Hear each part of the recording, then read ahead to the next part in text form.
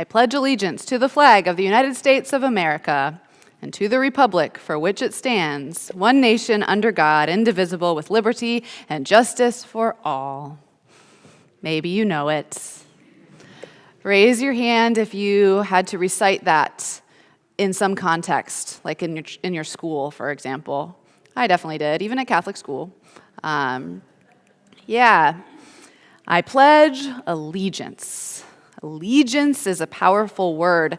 I looked it up, and it means loyalty or commitment of a subordinate to a superior. Or it means loyalty or commitment of an individual to a group or to a cause. So it can be to a cause as well. So when we pledge allegiance to something, it means that we plan to live our life in a way that supports and values that thing. Today is Reign of Christ Sunday, often called Christ the King Sunday, where we talk about pledging our allegiance. And we talk about pledging our allegiance to Christ, which is set in direct contrast, as I said in the children's message. This is set in direct contrast to the allegiances that the world demands that we pledge our hearts to. There is a huge difference between pledging our hearts to the values of this world and pledging our hearts to God. And we are living in a time where this contrast is particularly pronounced. Some of you know that I have been spending a little bit of my time, just a couple hours every so often, at the ICE facility on McAdam Avenue. And this is part of an organized effort of clergy around the state. There are people who drive in from out of town to be present. It's called the Clergy Presence Program, and it is organized through Together Lab. Some of you have heard of Together Lab. Together Lab is a faith-based organization here in Oregon that supports youth and clergy and community organizers in movements for justice in the community. And the founder is Ron Werner, who many of us know, and he is a Lutheran pastor. And so there are close ties to the bishop's office here in the Oregon Synod of the ELCA. So Together Lab is organizing this, but it is not by any means just Lutheran pastors. It is clergy people from different Christian denominations as well as faith leaders from other traditions. And we have all come together to be present at the ICE building when people have appointment check-ins for their immigration status. So part of what happens at the ICE facility is that people who are in the immigration system here and going through a process, whether it's seeking asylum or some other process, they often have check-ins that they need to do as they're going through that process. And some of those check-ins happen at the ICE building. And what has been happening is that sometimes people go in to have their check-in, and sometimes they don't come back out. And so there is a network of people in the Portland area and the surrounding regions who have been coming together and being present on the weekday mornings, which are when these appointments are, being present to greet people as they come in, to take down their emergency contact information, to take down the information of their lawyers, and then to write down what time they went in. And then if they don't come back out in a certain amount of time, then we know to call their emergency contacts and to call their lawyers. And if they don't have a lawyer, then we hook them up with our pro bono lawyers. Now, the clergy presence part of this has a number of purposes. We are not attorneys, but we are there to provide a couple things. First, a public presence. Being a presence there as clergy people helps de-escalate situations. It is a deterrent for violence. It is a deterrent for things escalating out of control. We also provide a caring presence, which I'll tell you a little bit about the opportunity I had recently. to provide a caring presence, and we also provide a moral presence. By being there and standing in solidarity with immigrants, we are saying, hey, this is not okay. People are not being treated well. At one of my shifts in this past month, I had the opportunity to accompany a mother whose son had been abducted an hour before. I was standing outside the ICE building, and she walked up with one of her son's friends, and she started explaining her situation, and she started crying, and she explained that she and her son's friend had just been in the car together, and they had been stopped by ICE, and that her son had been pulled out of the car and taken into custody, and that he had not done anything wrong. I do not know this young man's immigration status. That's not important to me. But what I do know is that he was treated very badly and that his mother was suffering and had no way of knowing what was going to happen.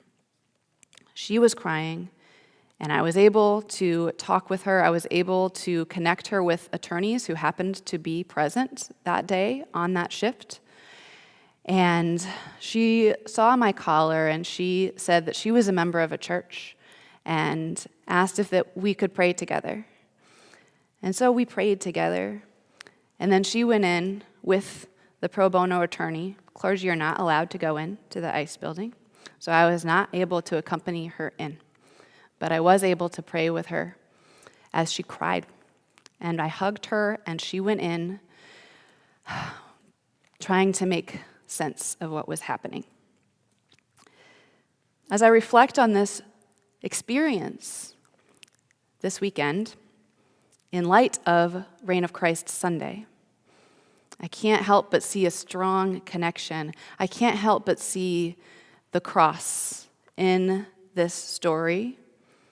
I can't help but see Mary, the mother of Jesus, in this person who is grieving over the loss of her son, who is suffering because her son is being mistreated. The cross, I believe, is both something that happened in history, the crucifixion of Jesus, and it is also something that continues to happen throughout history and continues to happen today. 2,000 years ago, there was a leader of a movement, Jesus, who gave the poor hope. He gave them a sense of dignity. He gave the outcast a sense of belonging and inclusion. He gave the marginalized the gift of his full attention. This movement was dangerous to the empire, to the kings, to the ruling class. If the poor expected to be treated better, this would mean giving up some of their power and wealth. It would mean having to share, and having to share with people who were different from them and were probably going to want to do things differently. Because this was too much to stomach, they crucified Jesus. They crucified the oppressed.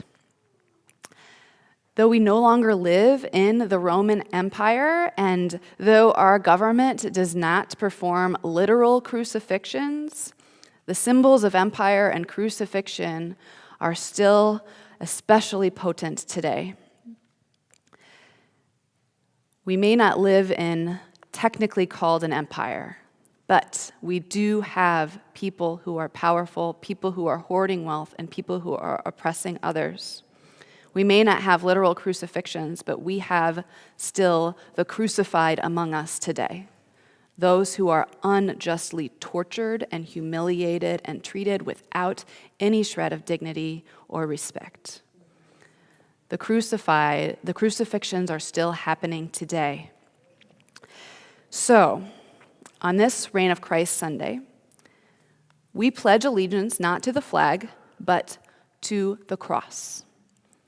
And when we pledge allegiance to the cross, we pledge allegiance to that woman who I held in my arms as we prayed together as she cried.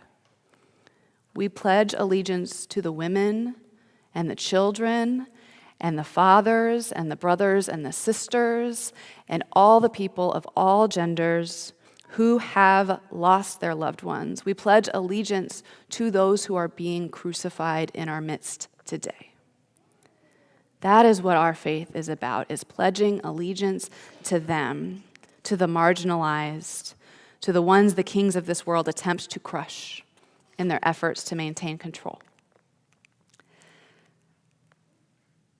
When we sing, "Lift High the Cross," it is very countercultural.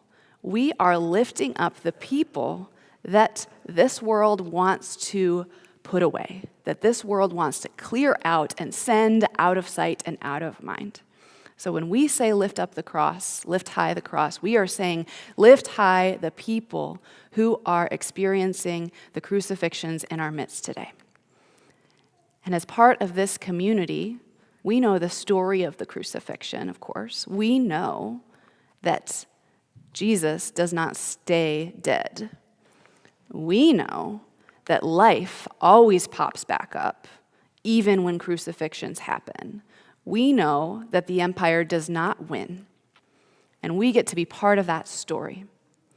We get to be part of that resurrection, part of that reign of Christ, where we pledge allegiance not to the empire, but to the crucified ones, and we join them in solidarity in rising up again. We join them in resurrection, and it is through Christ, through the power of God, that that resurrection is possible. So let's sing today. Let's lift high the cross. Let's sing the stories, and let's remember who we are